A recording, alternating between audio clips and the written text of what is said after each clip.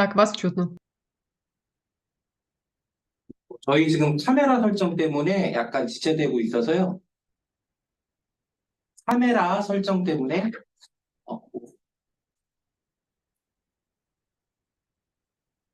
들리세요? 저희 카메라 이거 안 이게 자동으로 안 되지. 저희 안 보이시죠?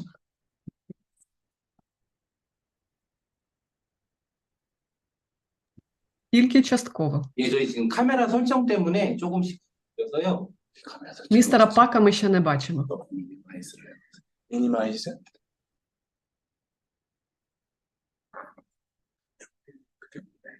아, 이거랑 다른 것 같은데.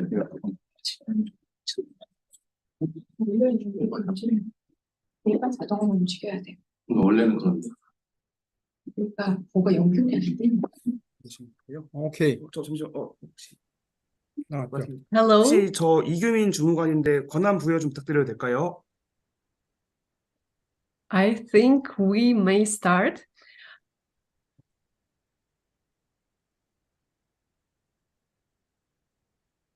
여기 박상희 주무관님 매뉴얼 갖고 있는 것 같은데. Хвилинку. 그거랑은 상관없어요. 지금 그거랑은 상관없어요. 카메라 문제. 그러니까 이게 매뉴얼엔 카메라가 있는데 버튼이 없습니다. 이거. 시작하시고 뭐 보여줘야 돼. 아니요. 저희 무관님 좀 이따 할 때 파워포인트 화면을 그냥 띄우면 일로 계속 보이죠? 좀 이따 하실 때 네, 그거를 화면 공유라는 탭이 있거든요. 공유가 또 이 화면 공유 누르셔가지고 요거 여기서 이거 누르시면은 현재 그 공유할 수 있는 그러니까 화면 공유 버튼이 없어요. 뭐가 연결이 안 돼. 로그인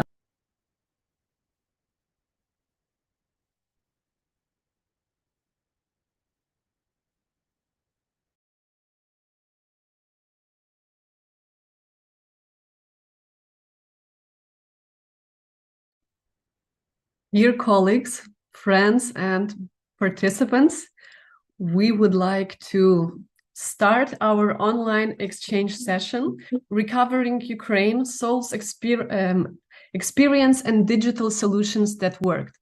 My name is Evgenia Hrysko, and I represent the Institute of Analytics and Analysis. We are a Ukrainian independent think tank that researches the issues of Ukraine's recovery, European integration, digital solutions, and public finance. Before we actually start with our discussion, and we are extremely excited, a few technicalities. Our working language is English. If you need translation to Ukrainian, please choose the appropriate channel. If you need translation to Korean, do so with the Korean channel. You will have the opportunity to ask questions after all the presentations are delivered. You can leave your question in the chat section during the whole session. I think the main technical issues we have talked about. Now to the online session itself. Today we have gathered to discuss and learn how Seoul Metropolitan Government 근데 지금 of the 권한 부여가 안 Republic 되셔가지고 of 이렇게 하시면 Korea 이제 화면 공유하실 때 have developed the clean construction system. It is an online system that allows public construction projects to be managed and operated by contractors, supervisors, city officials, and controlled by the public. We are very happy and very honored to have today with us representatives of Seoul Metropolitan Government and the implementing partner Burim Company. Hwanyom Hamnida, welcome. Also, we have from the Ukrainian side, our partner in crime, it's the DREAM project office. DREAM is the digital restoration ecosystem for accountable management. Ukraine, while fighting the war, is also thinking and working actively on reconstruction and recovery. And before we start with the presentations, I would like to give the virtual floor to our distinguished partners. And at first, I would like to pass the word to Mr. Aider Khalilov from USAID Engage. He is the Senior Program Manager. Mr. Khalilov, the floor is yours. Thank you very much. Thank you very much, Evgenia. Hi, colleagues. Good day to everyone. It's early morning still in Ukraine, and I know that we have kind of seven hours difference between you and us, but you know, this difference doesn't matter when we share knowledge and skills. And USAID and our project, which is actually it's aimed at involving citizens, involving Ukrainians into all processes, including reforms in Ukraine, and also rebuild and restoration of our country, reconstruction during and after the war. So basically, our aim is to involve as many citizens into all processes, what is happening in the country, including reconstruction. And we are happy that our partners are using, you know, today's technologies in order to bring citizens, in order to ensure that all parts of society are taking part in the processes inside the country. So, and I believe that Korean experience will be very, very useful for Ukraine, for our partners, for our citizens to be involved in, and for all our country. So thank you very much, and I wish you productive webinar, or what is it, seminar, and sharing our experience and Korean experience. Have a good day and a lot of knowledge afterwards. Thank you. Thank you very much. And this online session wouldn't be possible without our partners from UNDP Ukraine, who created this very special links with Korean colleagues. And I would like to pass the floor to Olena Ursu. She is the program specialist at UNDP. Olena, please. Thank you very much, Evgenia. Hello, colleagues, and hello to everyone, all of the participants of today's webinar. We at UNDP Ukraine are extremely happy to see this development of cooperation, which started between the Seoul Metropolitan Government and the government of Ukraine back in 2016. After Ukrainian delegation came back from the working trip to South Korea, to Seoul, where they got inspired by this experience of the clean construction system and how it was used to ensure transparency and accountability of building all of the objects of public infrastructure with due accountability to citizens, to people, making sure that they are aware of what's happening, making sure that they can monitor and ensure oversight of the progress of this construction.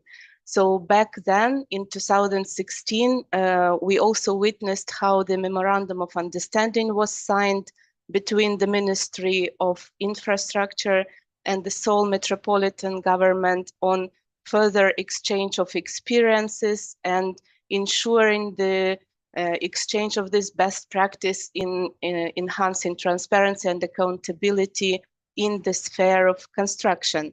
It was also decided back then that we will make our best effort to document this experience and work together with Seoul Metropolitan Government and also with UNDP Policy Center in Seoul. So we developed the resource book, with very detailed documentation of this experience. We've conducted together several webinars where we prepared all practical information, and our colleagues from Seoul Metropolitan Government generously shared their practical advice and recommendations, not only to Ukraine, but to all of the countries who would be interested to replicate this fantastic experience that they have. We still have all of those materials available in Ukrainian, which, as we identified, was quite a challenge because we had to translate the materials in English first and then from English to Korean, as it was quite a complicated technical documentation which required serious attention to details. So we at UNDP Ukraine are very happy to be able to share all of those documents to those who require them. And we are most happy to see how the Ukrainians were inspired by this experience already during this war and want to replicate some of the lessons learned while working on the DREAM platform.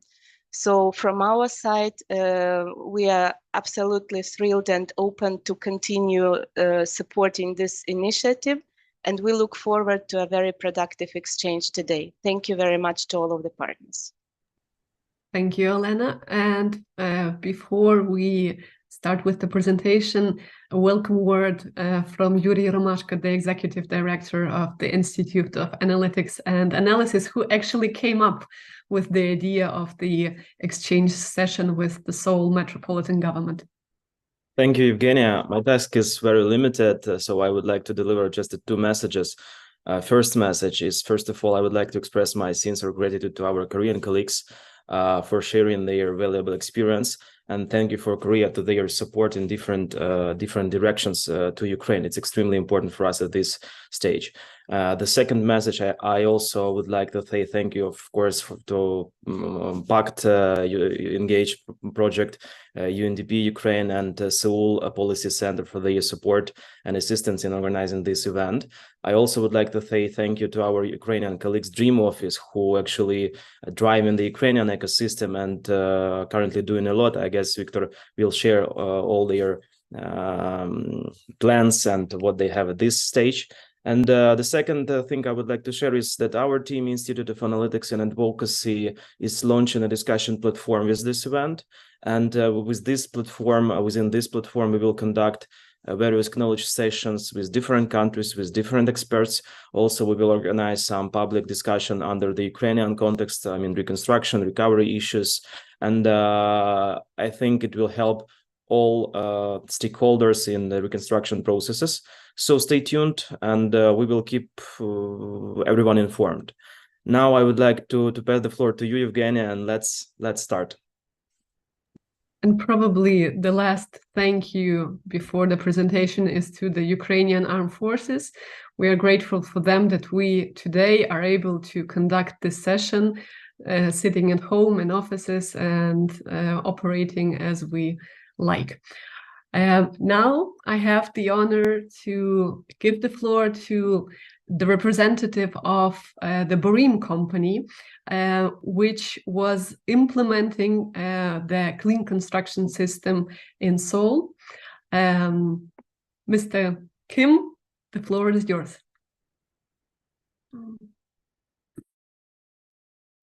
김성엽.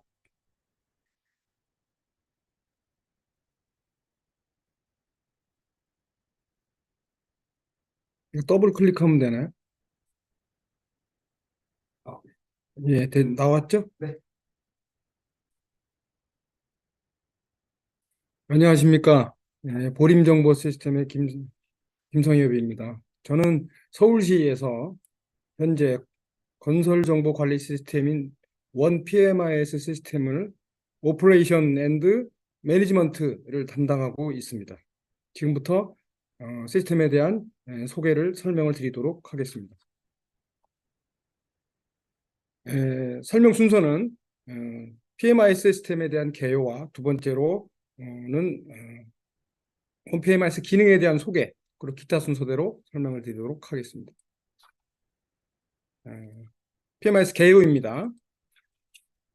PMIS 시스템은 서울시에서 표준화되고 체계적인 업무 처리와 공사장 안전사고 예방, 시민과 소통 및 정보 공유 흐름이라는 업무적 측면의 필요성과 실시간 온라인 협업 체계가 필요하고 축적된 정보 자원의 활용이 필요하며 데이터의 정확성과 신속성이 제고가 필요하게 됨으로써 건설 정보의 표준화와 건설 정보의 통합 관리, 발주자와 수급사 간 전자적 업무 처리, 건설 정보 투명한 시민 공개를 위해 건설 정보 기술 기반의 투명한 건설 행정 시스템을 구축하게 되었습니다. PMIS 시스템의 개요입니다. PMIS 시스템은 건설 사업 전반에 걸친 업무 프로세스를 표준화해서 건설 사업 라이프 사이클, 기획 조사부터 준공까지 발생한 사업 정보를 통합해서 관리함으로써 발주자의 다양한 건설 사업을 용이하게 분석, 평가, 통제할 수 있는 시스템입니다. 본 시스템은 발주자의 사용자와 설계사, 감리사, 시공사가 협업 처리로 시스템을 사용하고 있습니다. 본격적으로 서울시 시스템에 대한 구체적인 내용을 설명드리도록 하겠습니다. 본 시스템을 구축 당시에 주관기관인 서울특별시는 건설 분야와 전산 분야의 전문가로 시스템 구축팀을 꾸렸고, 저 용역사는 건설 분야의 구축 경험이 풍부한 전문 엔지니어가 투입돼서 조직이 구성돼서 프로젝트를 진행을 했습니다. 원 PMIS의 구축 일정은 총 1년간의 일정으로 진행이 됐고요.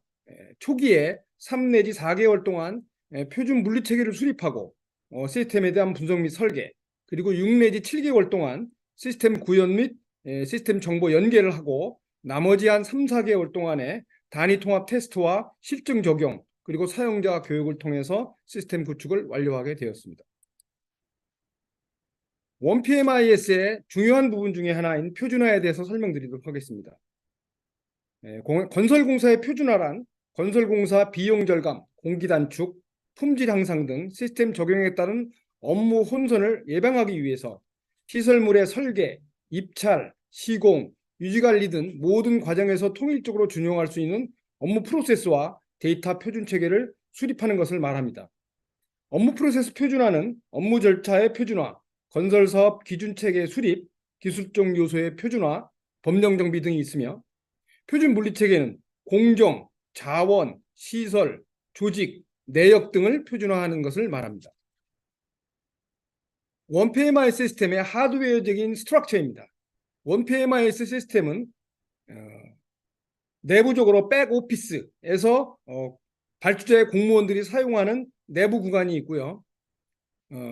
프론트 오피스라고 해서 수급사, 다시 말씀드리면 시공사와 설계사, 외부 용역사들이 접속하는 외부 구간에 웹서버를 통해서 접속해서 백오피스에 접근해가지고 업무를 처리하게 되고, 이렇게 해서 축적된 정보는 인터넷을 통해서 실시간으로 시민들과 국민들에게 건설 알림이를 통해서 모든 정보가 실시간으로 투명하게 공개되게 되고 있습니다. 이번에는 시스템 체계입니다. 수급사인 시공사, 감리사가 데이터를 인터넷을 통해서 제출하게 되면 내부망에서 발주처의 감독과 관리자분들께서 승인 처리하고 정보를 조회하게 되며 전자문서 개통을 통해서 문서를 워크플로우로 서로 유통하게 되어 있습니다. 시스템 구축 시에 적용 기술은 유닉스 OS를 사용하고 오라클의 데이터베이스, 미들웨어로 웹서버와 와스 서버를 사용했고, 랭귀지는 자바를 이용했으며 보안 솔루션을 적용하고 도면 및 대용량 파일 등의 업로드를 위해서 솔루션을 채택하게 되었습니다. 원 PMIS 시스템의 메뉴 구성도입니다. 사업을 관리하기 위한 사업 개요, 공정을 관리하기 위한 공정 관리 메뉴, 그 다음에 일일 보고, 주간 보고, 월간 보고 등의 업무 보고를 위한 보고 시스템, 그 다음에 안전 점검과 안전 매뉴얼 등을 관리하는 안전관리, 그 다음에 문서를 처리하기 위한 전자문서 유통체계 등으로 구성되어 있으며 건설 알림이는 여기에서 축적된 정보를 실시간으로 연계해서 인터넷으로 시민들에게 위치 기반의 공사를 검색할 수 있고 공사 개요를 공개하는 등 건설 정보 소식을 전하게 됩니다. 시스템 구축을 실행하는 과정에서 외부 또는 내부에 있는 유관 시스템과의 연계 정보입니다. 계약 정보와 그 다음에 사고 이력 정보, 그 다음에 업무관리 시스템의 행정 정보, 그 다음에 결제 문서, 그 다음에 국토부에 있는 업체 정보 등을 유관적으로 연계했으며 서울시 산하기관인 SH공사라든가 상소 사업본부에서도 별도의 건설공사를 시행하고 있습니다. 그 정보도 연계해서 통합해서 원 PMIS에서 정보를 제공하고 있습니다. 시스템 체계, 보안이라든가 이런 부분에 대해서 설명드리겠습니다. 시스템 보안은 현재 서울시에 있는 데이터 센터에 장비가 세팅되어 있으며 SSL 보안 서버를 구축하고 데이터 센터의 방화벽을 이용을 해서 시스템 보안을 철저히 내부망과 외부망의 조직을 분리하고 있고, 그다음에 개인정보 부분도 개인정보를 DB화해서 암호화해서 패스워드 설정 제한 등이라든가 이런 기술적 요소를 통해서 철저하게 개인정보를 보호하고 있습니다. 온프레미스 시스템이 만들어지게 되면 이제 이 사용자들이 사용할 수 있도록 교육과 기술 이전, 그 다음에 시스템 유지관리 및 운영을 지원하는 것이 매우 중요합니다. 현재 서울시의 원 PMIS 시스템은 운영 및 유지관리 용역을 통해서 정기 및 수시로 사용자들한테 철저한 교육을 최소 월 1회 이상 실시하고 있으며 시스템 유지관리를 위한 정기점검 및 수시점검을 통해서 시스템의 보안 및 오퍼레이션을 지금 수행하고 있습니다. 마지막으로 시스템을 이제 우크라이나에서 시스템을 구축하신다 하실 때 조언을 몇 가지 설명드리도록 하겠습니다. 시스템 구축하는 방안에 대해서는 여러 가지 방법이 있는데 첫 번째는 A타입입니다. A타입은 간단히 건설 정보의 개요만 관리해서 내부적으로도 그 개요만 관리하고 시민에게 그 정보를 관리하는 방법이 A타입이고요.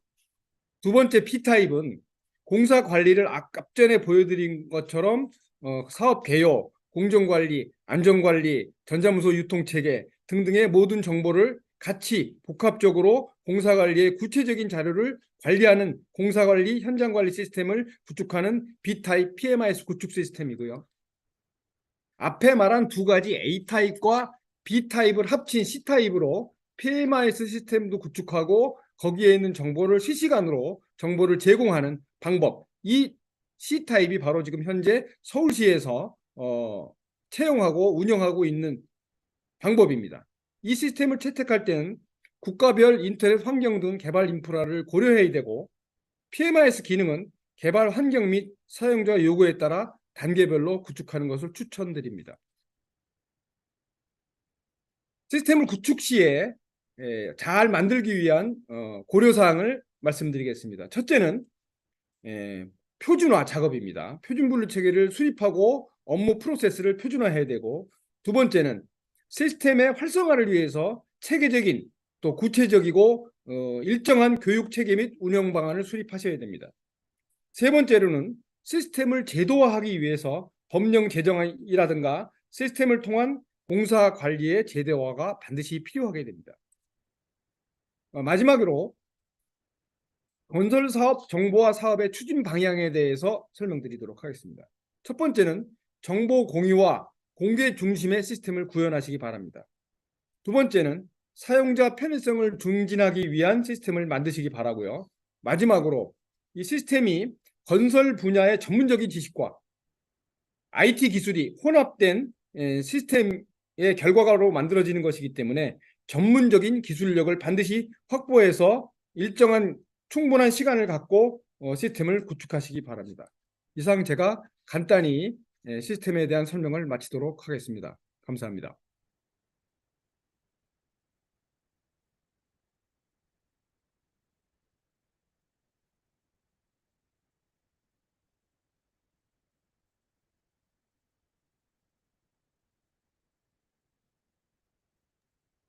Thank you very much. Now we will have a presentation by the International Development Division of Seoul Metropolitan Government.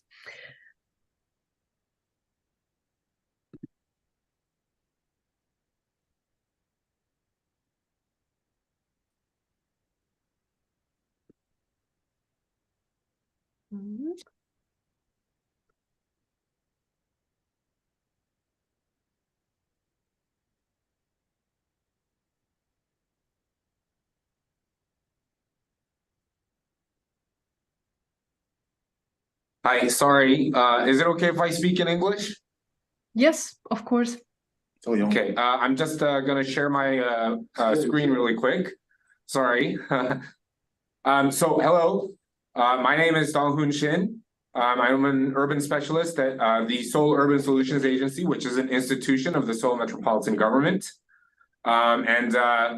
I'm happy to have the opportunity to share a little bit about how the Seoul Metropolitan Government works with our partner cities across the world. So most of our work is predicated on Seoul's own urban development experiences, which started in the aftermath of the Korean War in the late 1950s. And as you can see from this graph, you can see that our city underwent tremendous changes from a socio-demographic and economic perspective. As you can see, our urban population rose very rapidly in the post-war era, which only began at about 2 million people in the 1950s and reached a peak of over 10 million people in 1992. Similarly, our economic development also underwent rapid changes. We emerged from the Korean War as one of the poorest countries in the world with a per capita GDP of only about 300 USD. But now we've risen over the next 5-6 decades to be one of the top 20 economies of the world, and most of that economic production is concentrated around the city of Seoul. So we like to divide our urban development history into 3 different phases. The first being the post-war era. And you can see from this slide just like a snapshot of what the city looked like back then. We had no basic utilities or infrastructure to speak of because the vast majority was completely destroyed by the Korean War. But simultaneously, at the end of the war, where the country emerged extremely destitute, we began to see a huge number of people from throughout the country agglomerating around the city in search of better socioeconomic opportunities, which led to some tremendous challenges from an urban development and management perspective. And much of the work here focused on developing the basic infrastructure to cope with war damage and accommodating a rapidly increasing urban population. So massive infrastructure works such as the development of huge housing complexes, basic utility networks such as the rehabilitation of the road network, electricity, water and sanitation, et cetera, and also trying to deal with a rapid rise in informal housing, such as the picture you see right in the middle of this slide.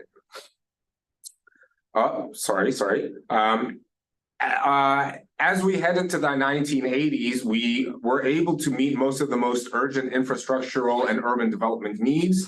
Simultaneously, we also saw a huge shift in the overall public administration system throughout the rest of the country, which for us meant that the mayor of the city, instead of being a person who was directly appointed by the president of the country, was now an elected official. Also the city government would gain authority to develop its own urban master plan. So the city government took the leadership in terms of both urban development and management from the central government, and the city leadership was held now directly accountable to the citizens rather than the central government, which meant that a shift in thinking occurred in terms of how we developed urban development policies, away from what the central government thought the city of Seoul needed, and more towards what the citizens felt like they needed, and from the city, from the perspective of how they wanted to live their lives. So we began to see a huge focus on increasing democratization of the policy making and implementation processes, as well as a fundamental shift away from infrastructure development oriented planning and more towards the improvement of the urban environment. But nonetheless, economic growth continued to be the main driver of urban development policies in this era. Heading into the 2000s, with the recognition of climate change as a big challenge, and the advent of advanced ICT technologies, we saw yet another shift in the philosophy behind urban development policy, more towards sustainability, improving citizen participation, and the incorporation of ICT at all levels of policy, such as the 1PMIS system, and the integration of ICT, both in terms of the planning, implementation, and operation of various urban policies and infrastructure. So that's just a very short introduction to the city of Seoul, and heading off more into the details about how the city of Seoul engages with our partners worldwide. We actually have quite a bit of a relationship with Ukraine, particularly the city of Kyiv. Aside from various knowledge exchanges which had been conducted, for many, many years, we actually do have some tangible projects and initiatives that we've been able to successfully jointly implement with the Kyiv City State Administration. In 2006, for example, in 2016, we had the opportunity to share with the city of Kyiv about how we leverage big data analysis to create various forms of urban policies, including how we were able to design bus routes using big data analysis. And the KCSA expressed a very high level of interest in adopting a similar approach to their own city. So we worked with Korean government institutions to mobilize various types of technical and financial resources to implement such an initiative. And in 2007, we launched a feasibility study on how to leverage big data technology to improve urban public transport in the city of Kyiv. And we were in fact able to successfully operationalize several bus routes utilizing this big data analysis methodology and technology. After seeing the success of this particular initiative, we were able to scale up our partnership with the city of Kyiv. And in 2018, through a similar process, we were able to create and implement a smart city master plan strategy, a master plan for the city of Kyiv. And based on this master plan, we had identified several sectors relating to urban development, which would be of the highest priority to address for the city of Kyiv. And one of them was, in fact, urban mobility.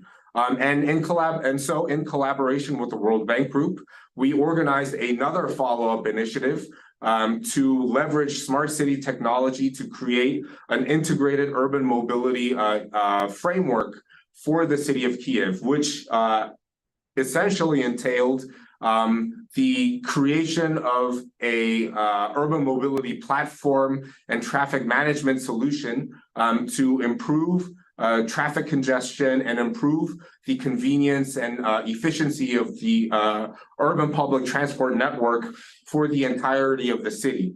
Unfortunately, as a result of the beginning of the war, I believe it was 2 years ago now, or last year, 2 years ago, this project is currently on hold. However, the World Bank funding is still very much alive because it's been approved. And we are currently, in fact, continuing our discussions with the KCSA to talk about how we might be able to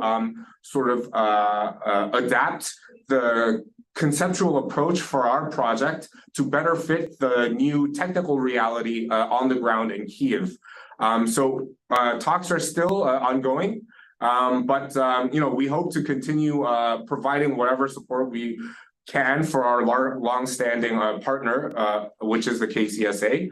In fact, just a couple of months ago, the Seoul Metropolitan Government hosted a World Mayors Forum, and we were able to host the Vice Mayor of Kyiv at this event, and we were able to more formalize further our current talks, which have been only at the technical level, to a more strategic level in terms of how we might be able to, fast track the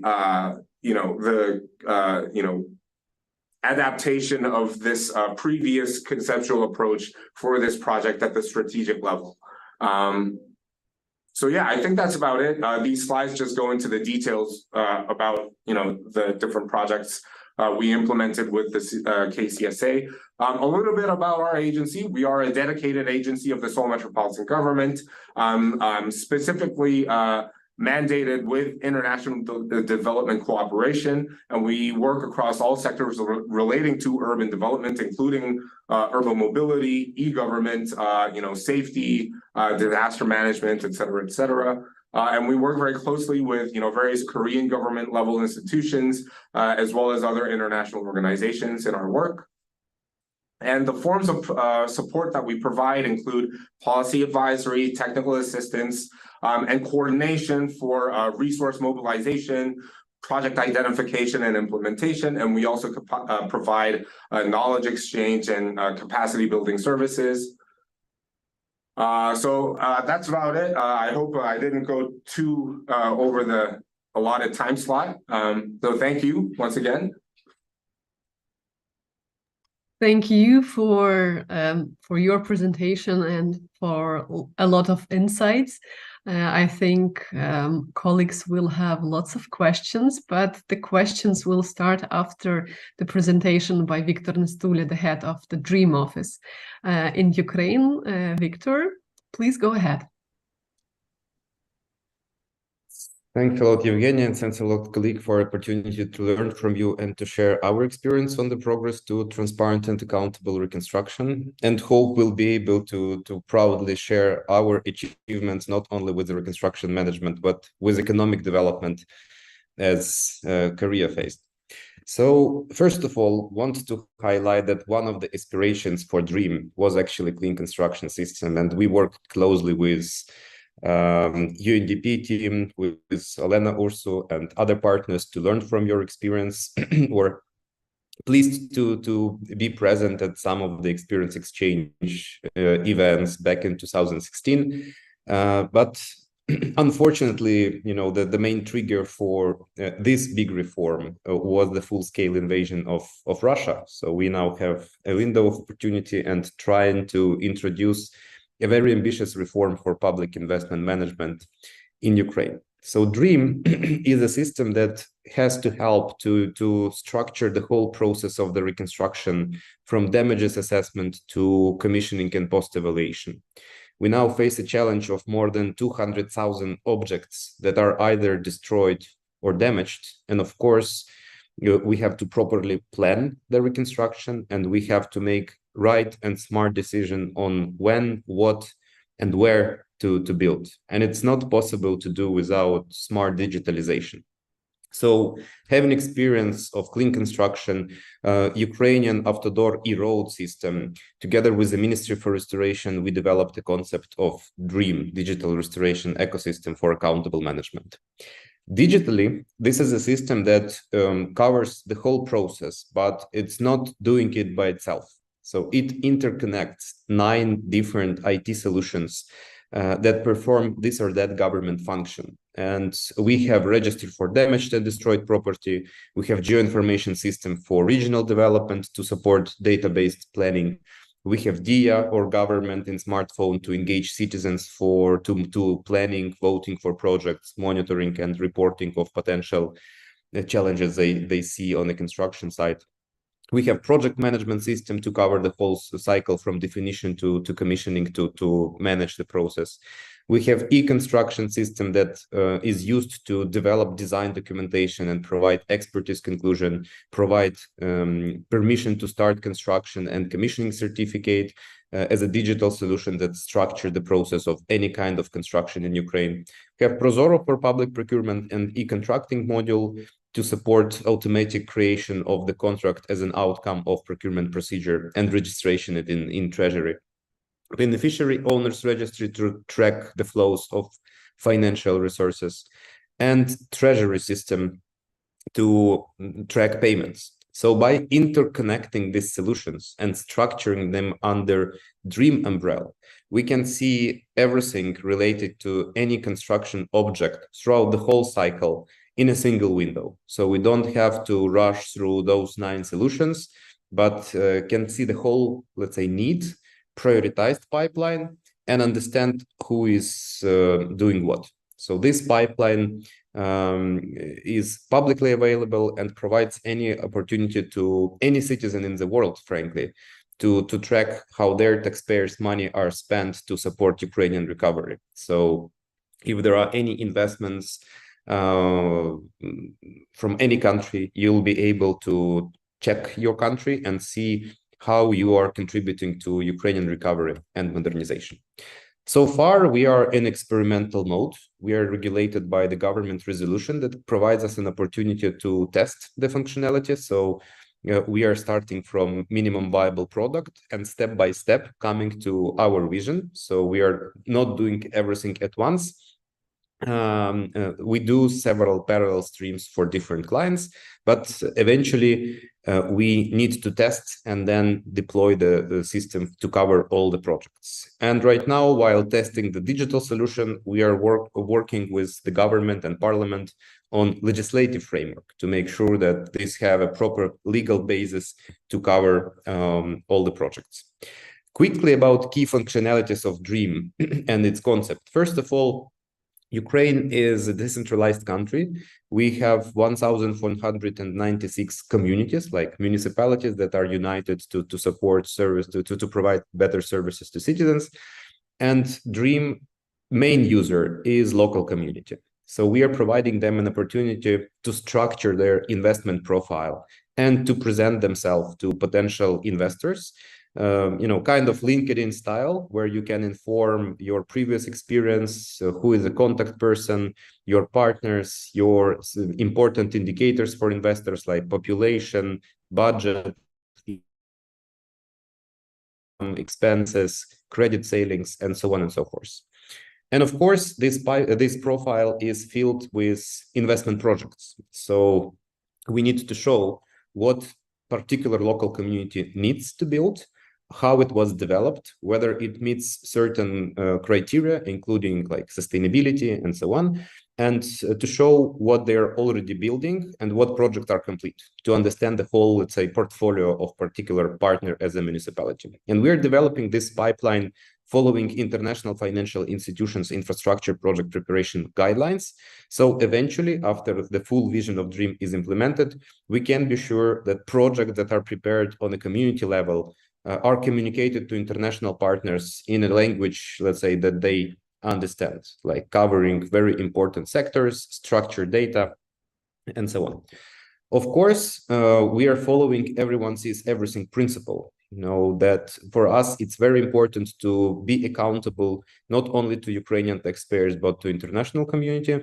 And all the information about every project that is filled in the previous, let's say, functionality goes to a public profile of any project and provides an opportunity to see at which development stage this project is now, what is the approach to project development, how it was appraised, who is funding the project, when it was procured and who is a contractor, when construction was started, and what is the physical and financial progress of construction, and eventually the result of construction. So what do we have in the end? We understand that Ukrainian recovery is a complicated challenge, and as for rapid damages and needs assessment report prepared in February this year, according to the World Bank, European Commission, and government of Ukraine, we need more than $411 billion to rebuild infrastructure that was damaged or destroyed. And we cannot make it without international partners.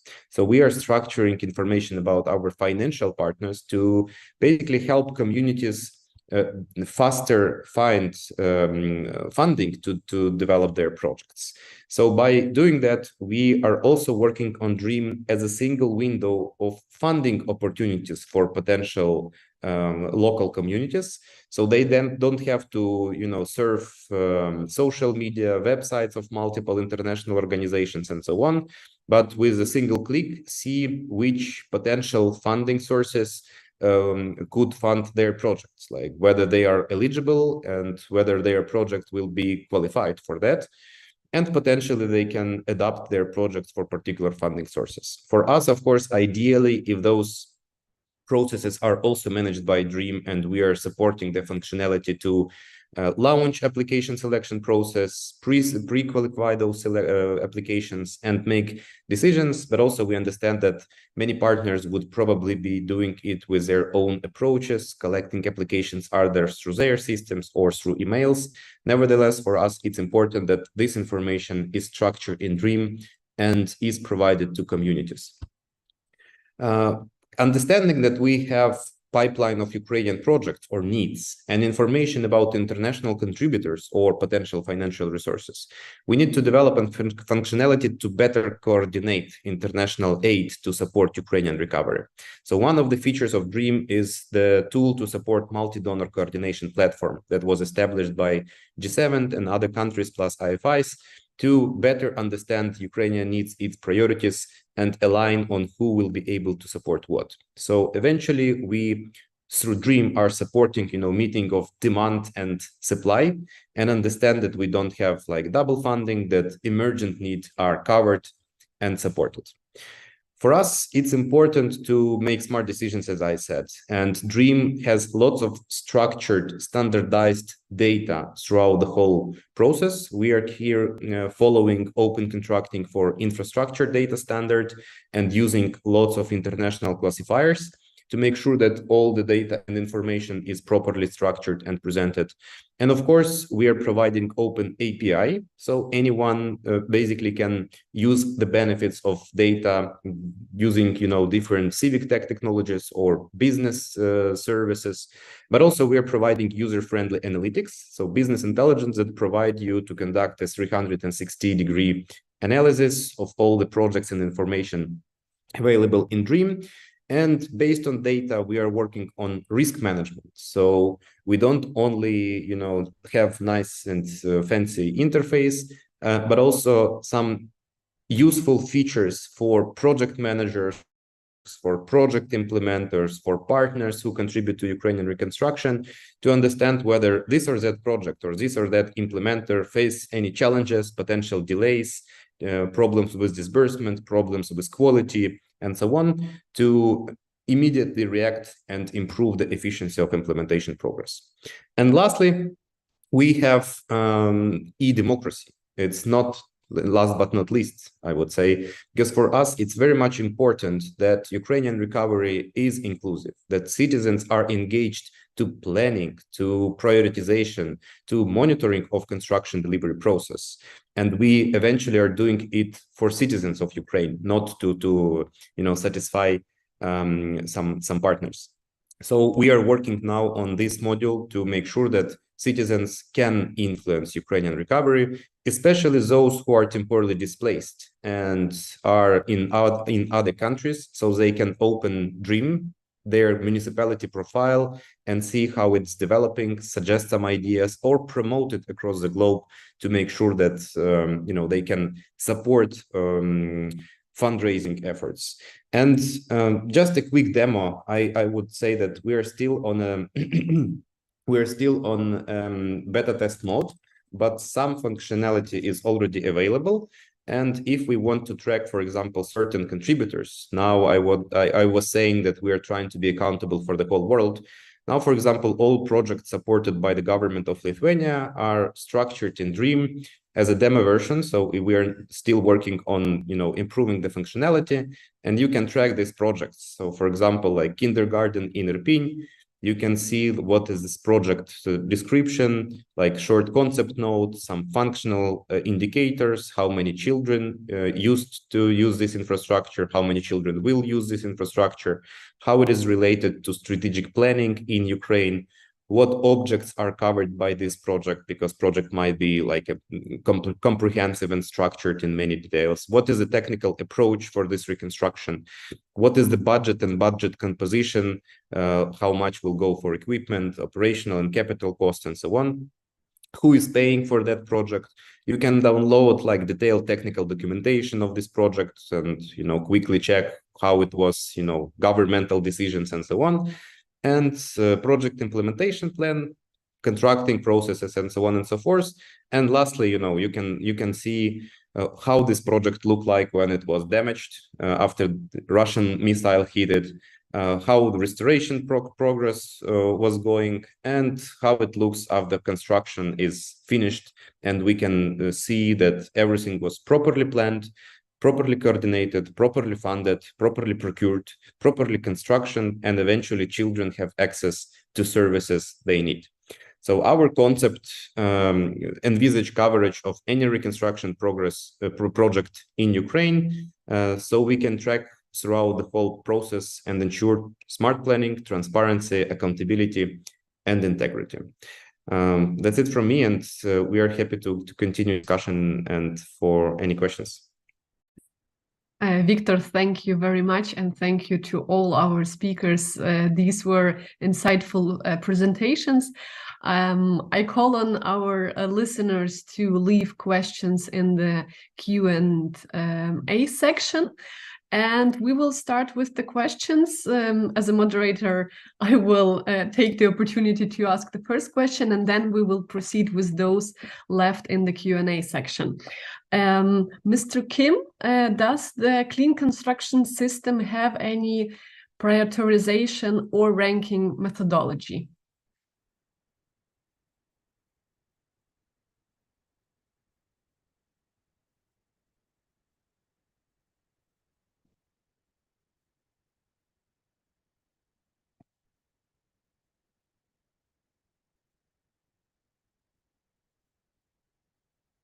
Please switch on your microphone.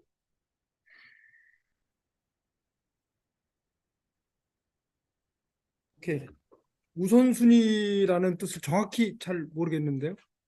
어떤 걸 의미하시는지?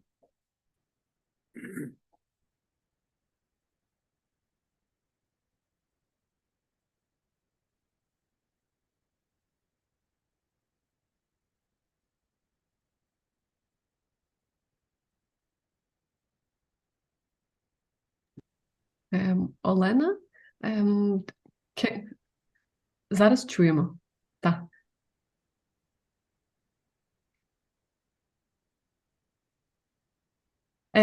Do you have, how do you prioritize the projects?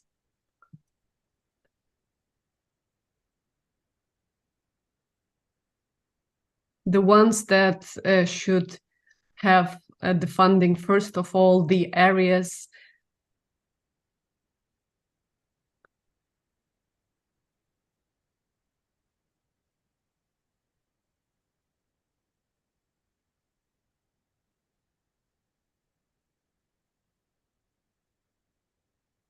And maybe also another questions. What project data is open to the public? And did it change anyhow during the life cycle of CSSS? Clean construction.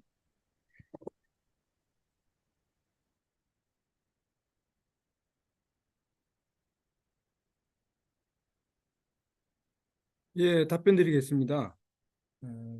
첫 번째 질문하신 이 프로젝트를 수행하는 데 있어서의 프로젝트 사업 금액 부분의 확보에 대해서는 그 서울시 정책 담당자가 답하시는 게 맞을 것 같고요.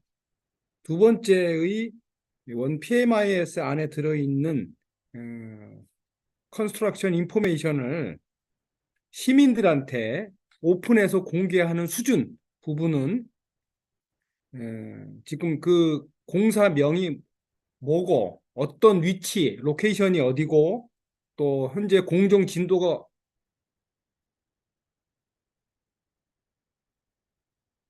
다시 할게요. 네, 그렇게 하겠습니다. 두 가지 질문을 하셨는데요. 첫 번째 질문은 이 프로젝트를 수행하는 데 있어서 어떤 사업비를 어떻게 마련하고 어떤 프로세스를 통해서 사업비를 집행하느냐 하는 질문으로 저는 알아들었는데 그 질문에 대한 답은 서울시의 정책 담당자께서 답하시는 게 맞을 것 같고요. 두 번째 질문은 제가 1PMIS의 축적된 정보를 실시간으로 건설 알림이를 통해서 제공한다고 했는데 그 제공하는 정보의 수준이 어느 정도 레벨이냐라는 질문으로 제가 이해를 했습니다. 두 번째 질문에 대한 답을 드리도록 하겠습니다. 현재 그 디테일한 정보가 컨스트럭션 인포메이션이 지금 PMIS 안에 쌓여 있는데 그 정보 중에 사업 일반 현황, 다시 말하면 사업명이라든가 그 공사장의 로케이션이라든가 현재 공정 진행 상황이라든가 그 다음에 기성, 자금 집행 상황, 어떻게 지금 자금을 지급하고 있는지, 그 다음에 거기 참여자들이 누군지, 그 다음에 그 사업에 대해서 어떤 궁금한 사항을 시민들로부터 의견을 받고 또 공사장에 방문해서 견학을 하고 싶다 그러면 그걸 신청해서 시민들한테 공개하고 하는 이런 수준의 조금 그 공사 전문가들까지는 필요하지 않은 그런 일반적인 시민들이 궁금해하는 공사 사진 정보라든가 이런 것까지 전부 다 공개를 하고 있는 상황입니다.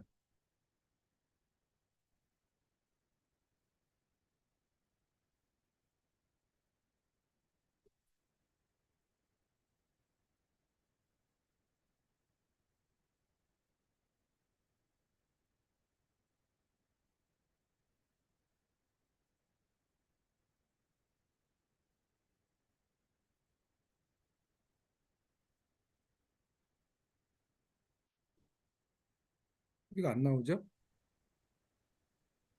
Thank you. And questions that we received in our Q&A section. My name is Oleg Chebanenko. I'm the head of the NGO of People with Disabilities Social Unity. My question is about accessible city transport. Is it possible to share speakers' experience about city transportation development via implementing IT in order to make it accessible for people with disabilities?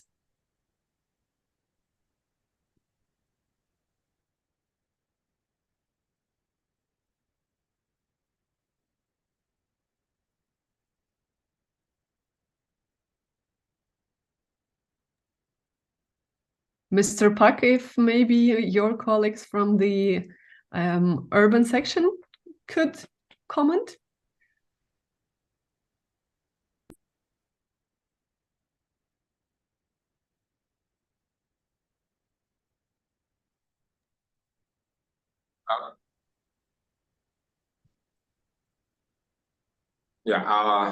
I think I can handle a portion of this. So there's two angles that we can come at this from. One is how to improve accessibility for public transport for the disabled, and the other is how to utilize IT and planning, different types of civil works, catering to not just, the disabled, but, for all citizens.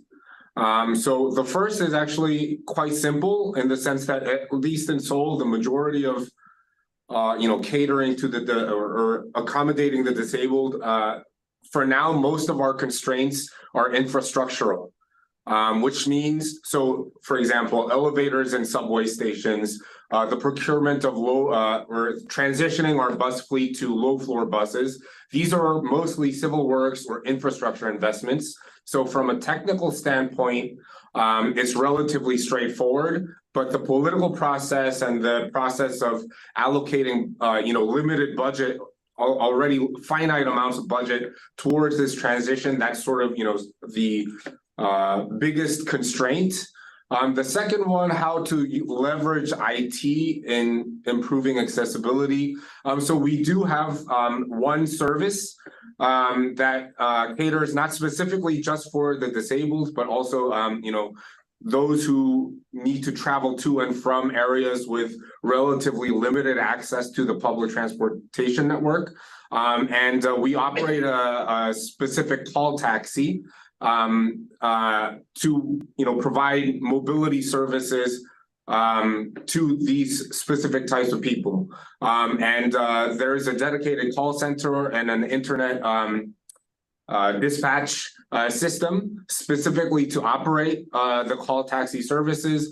And all the call taxi services are equipped with like wheelchair accessible, like small elevators. But I mean, its use is not 100% widespread, and it is only leveraged, as I mentioned, in very specific circumstances. So it's not like, you know, a 100% public service that's accessible to everyone, but only in specific parts of the city or in the surrounding regions, or for those with registered disabilities that can make use of this service. Thank you very much. Another question is, how do you measure the quality of the construction? During the presentation, it was said the online solution allows you to do this, and who is responsible for the quality assessment? I think, Victor, if you have also any insight with Dream on this, please feel free to comment as well. 서울시의 그 건설 그 관리 규정에 보면 공사의 품질을 확인하는 그 절차와 매뉴얼이 그 정형화되어 있습니다. 근자에 들어서 이제 시스템 고도화를 하면서 그 단일 공정, 각각의 공정에 대해서 공사를 하면서 콘크리트를 양생을 한다거나 또는 어떤 시설을 설치할 때 그 검측 과정을 거치게 되는데요. 그 검측 과정을 거치는 과정을 전부 다 비디오로, 영상으로 촬영을 해서 그걸 전부 다 보관을 하게 됩니다. 실시간으로. 그렇게 되면 부실 공사가 있었는지 없었는지, 그 다음에 공사를 할 때 그 공사의 규정에 맞게끔 문제가 없이 잘 공사를 하고 있는지까지 영상과 사진으로 전부 다 보관을 해서 그 다음에 공사 감독관들이 실시간으로 그 영상도 확인을 하고 내용도 확인해서 문제가 있으면 현장에 전달을 해서 잘 공사를 다시 조정할 수 있도록 그런 조치를 취하면서 품질 관리를 철저히 하고 있습니다.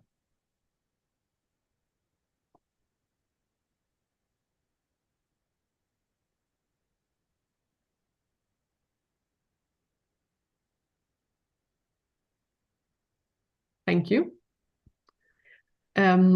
Another question is... But Evgenia, may I also contribute from Dream side?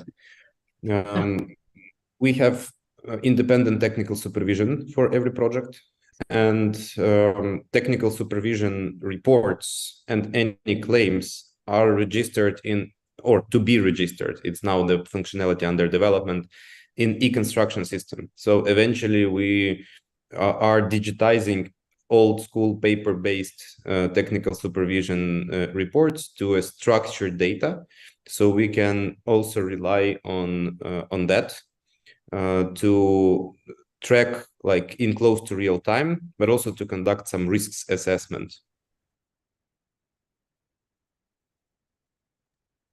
Thank you. One more question from our Q&A section. How could the two systems, Clean Construction Systems and Dream, safeguard security risks in light of targeting civilian infrastructure?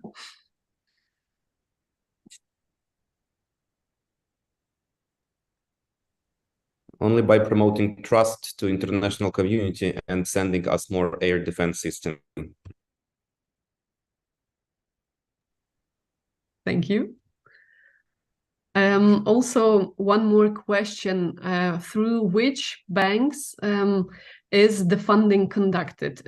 Are these just national banks or private banks as well? I guess it is a question to DREAM, as we were referring to European Investment Bank. So in fact, it's a very diverse number of funding sources, and we do have lots of different projects and institutions that contribute to recovery now. It's first of all Ukrainian public funds, municipal budget, state budget like fund for Russian aggression consequences. It's international financial institutions like EIB, World Bank, like KfW, BRD, NEFCO, Council of Europe Development Bank, and others. It's charitable foundations and sometimes even volunteers, but also technical assistance projects. For example, there are lots of UN family, let's say, projects that are providing assistance to rebuild Ukraine now, like UNICEF, UNOPS, UNDP, and others. So as it's very diverse, we also need a better coordination, and we believe that DREAM can help here. Thank you. One more question. Who or which entity is responsible for the audit and financial control of the projects? I guess, well, Victor can also answer, but firstly, if our Korean colleagues could answer this, how is this done at the Seoul Metropolitan Government?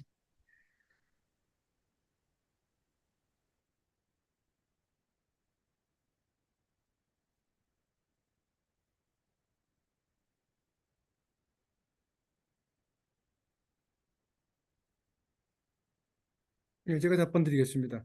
원PMIS 시스템 사업 개요라고 그래서 A라는 프로젝트 공사가 결정이 되면 시공사 또는 설계사, 감리사하고 계약을 하게 되면 그 정보가 서울시의 계약 시스템에 등재가 되게 됩니다. 그 정보를 원PMIS에서 연계해서 정보를 가져오게 되고요. 자동적으로 별도 누가 입력하는 게 아니라.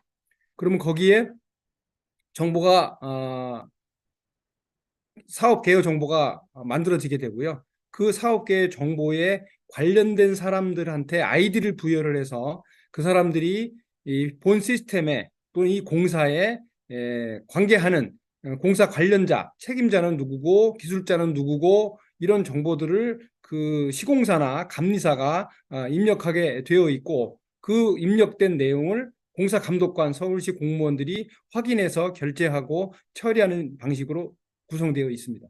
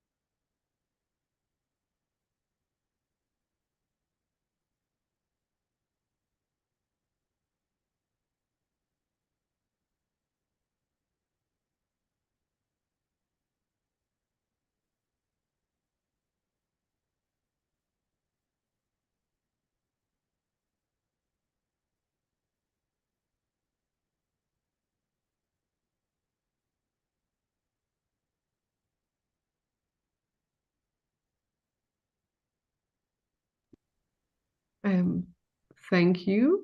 One more question.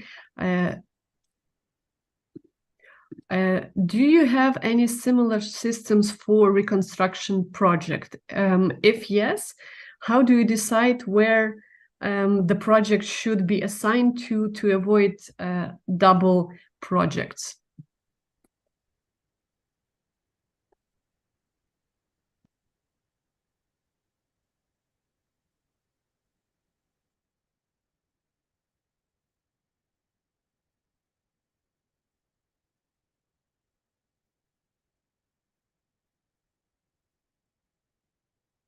I guess if it's about double funding, in like one of the objectives of DREAM is to prevent that we can track who is covering what.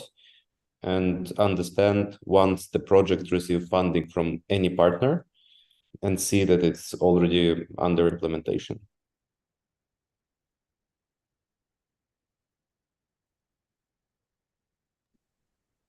Many thanks. Another question from our listeners. It's a rather long one, but please hear it out.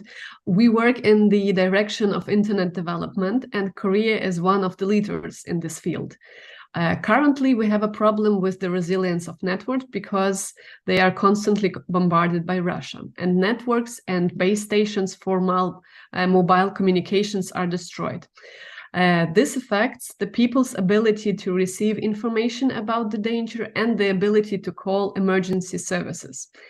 Our question is, how internet networks are being built in Korea now, and what are the main trends? Are they placed above ground or below ground? We are currently assessing the need to build all networks underground to minimize risks.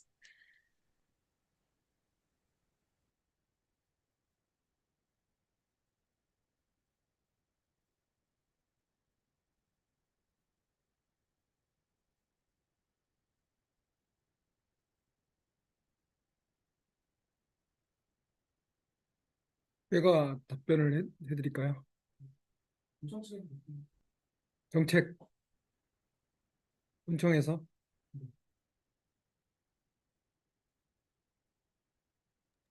Пані Олено, повторіть, будь ласка. 제가 질문을 못 들어가지고 간단하게 뭐였죠?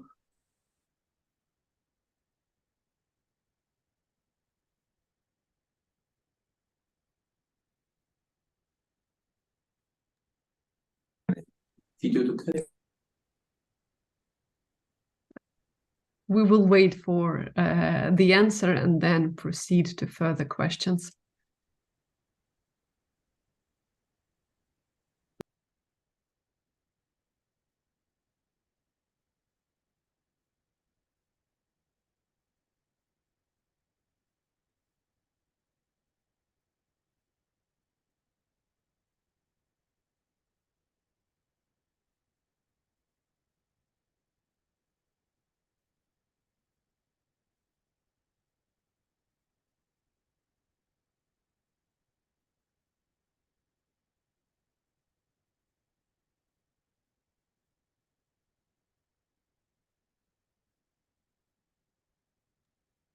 Yeah, so the internet network is actually not, part of the mandate of the Seoul Metropolitan Government. This is handled at the central government level by the Ministry of ICT, of Science and ICT. So this is sort of their competency. But that being said, the Seoul Metropolitan Government has its own secure communications network through which all of our administration data and sensitive data is being shared, this is all done through fiber optic cables, and yes, it's all underground. And the basic direction for this is in order to minimize construction costs, to make maximal use of the existing subway networks that can cater, for the dedicated conduits. And this is not just for the internet communications, the fiber optic network. This also pertains to, the gas, the electrical, the water and sewage pipe. Of course, civil works is unavoidable. So there are definitely some construction works outside of the area of the subway, of the metro lines that need to be involved. But the basic direction, yes, is to minimize construction costs, to make maximal use of the existing subway network.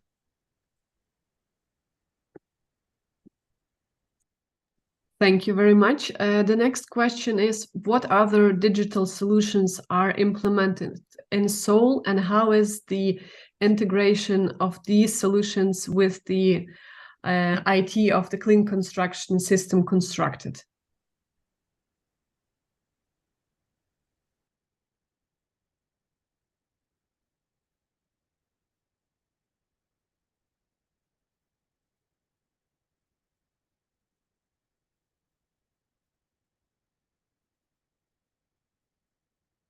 제가 설명드리겠습니다.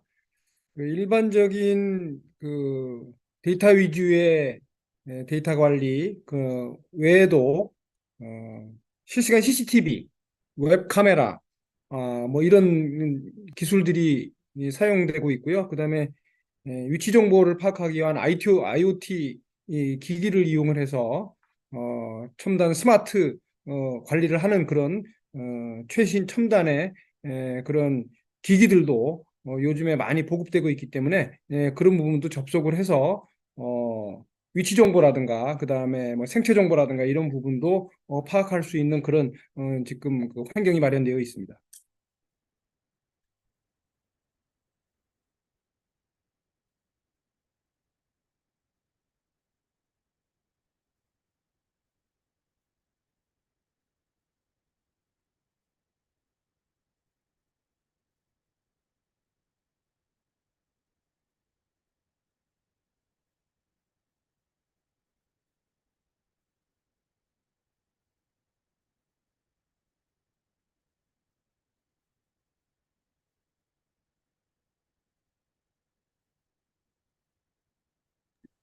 Thank you.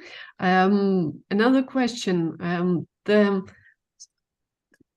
Seoul clean construction system was implemented on the municipal level. DREAM is implemented on the national level.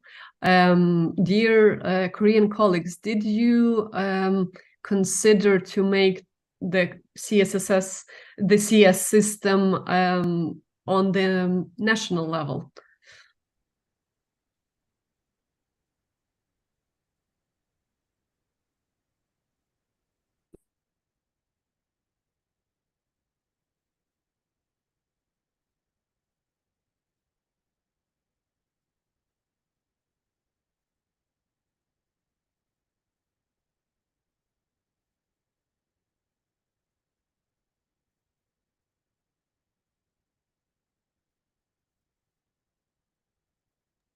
제가 답변 드려도 될까요? 네, 현재 서울시 외에도 서울시 자치구 25개 자치구에서 CCS 같이 공유해서 사업 중이고요.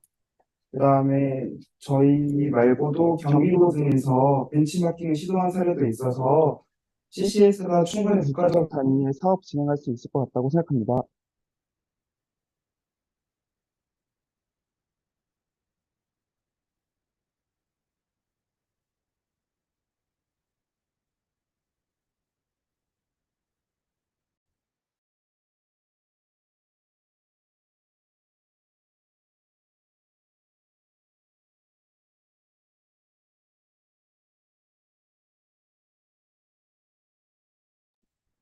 Understood.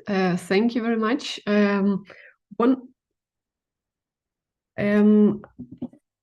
just would like to clarify how much time passed from the project development to its operations. I think you said that it took 7 months to develop it and then 4 months to test and train. Is that right?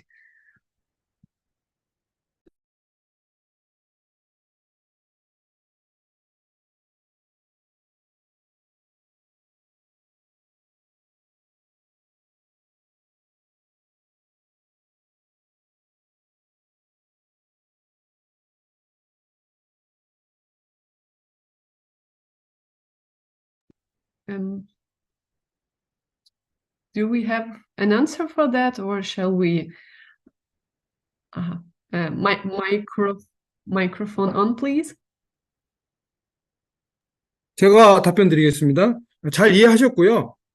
시스템 전체 그 프로젝트 맨 처음에 만들 때의 기간은 총 1년이었는데 전산 시스템을 개발을 할 때는 그 프로세스가 시스템을 만들기 위해서 뭘 만들 건가를 분석을 하고 분석된 내용을 갖고 시스템을 설계를 하고 그 다음에 결과 나온 설계 내용을 갖고 코딩을 하고 구현하는 과정, 이게 한 7, 8개월 정도 걸렸고요. 그다음에 다 만들어진 다음에 테스트하고 그다음에 시범 운영을 하고 사용자들한테 교육시키고 이런 것들이 한 3개월 정도 해서 총 1년 정도 프로젝트 기간이 됐습니다. 잘 이해하고 계신 겁니다.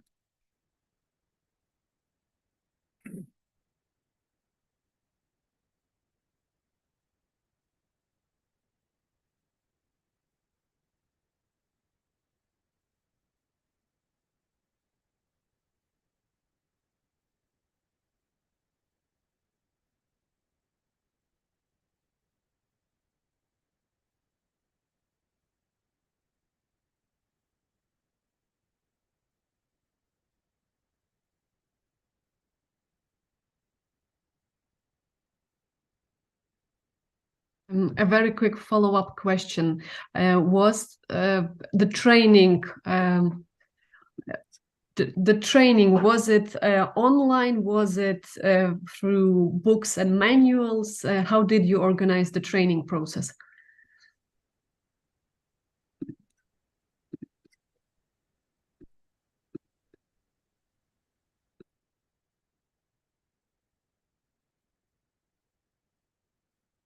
세 가지를 다 병행해서 하는데요.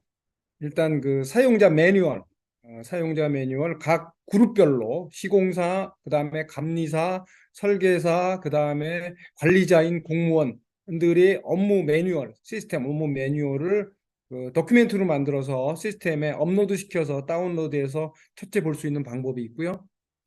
두 번째 방법은 저희가 이렇게 웨비나를 하는 것처럼 교육하는 거를 동영상으로 찍습니다. 영상을 만들어서 파워포인트도 화면으로 찍고 해서 영상 자료도 만들어서 아까 그 도큐멘트로 만들어 놓은 그 사용자 매뉴얼과 같이 영상 자료를 교육 자료를 같이 올리고요. 그다음에 요즘 같은 경우에는 대부분 한 달에 한 번씩 실제 PC 앞에서 교육할 수 있는 교육장을 만들어 놓고 1인 1PC 앞에 앉아서 시스템에 접속을 해서 실제 앞에서 교육 강사가 교육을 해서 설명을 해서 실습해보는 1대1 지도 방식 비슷하게 그런 식으로 실습을 해서 시스템을 숙지할 수 있도록 그렇게 하는 방법을 병행하고 있습니다.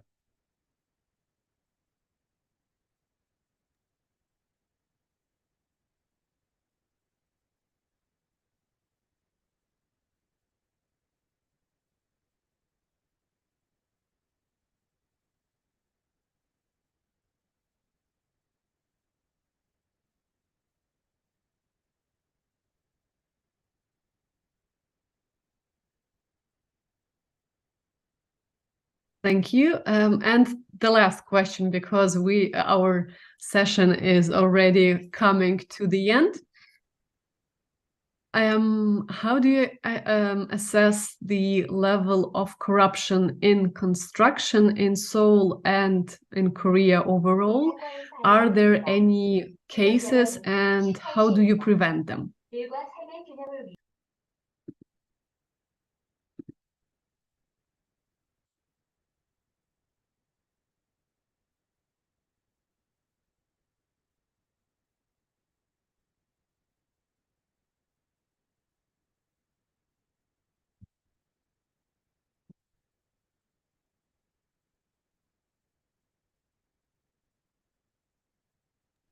제가 답변 드리겠습니다.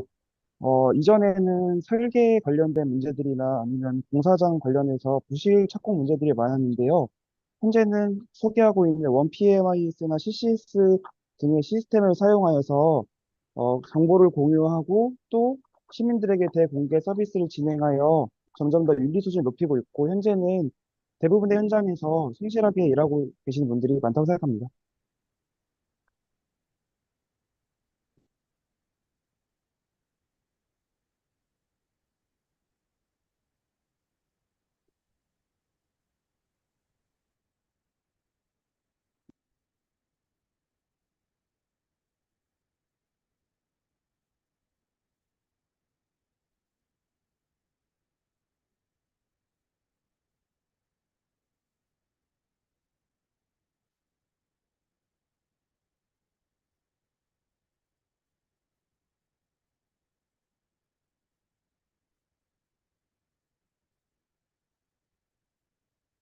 Well, thank you. I think these 90 minutes flew very quickly, and we all learned a lot. We learned a lot and heard both Korean and Ukraine's experience in designing digital solution in the area of reconstruction. I would like again to say a big thank you to our Korean colleagues for joining us, for sharing their lessons learned, and for your openness to pass on your knowledge. As Yuri Romashko at the beginning said, this session is just the beginning of a series of exchange sessions that the Institute of Analytics and Advocacy will hold in the future on the topic of reconstruction. As for today, again, велике дякую. Thank you very much for joining us. I hope it was helpful and insightful. Have a great day to all those listening to us in Ukraine, and have a good evening to our colleagues from Seoul. Thank you very much, and goodbye.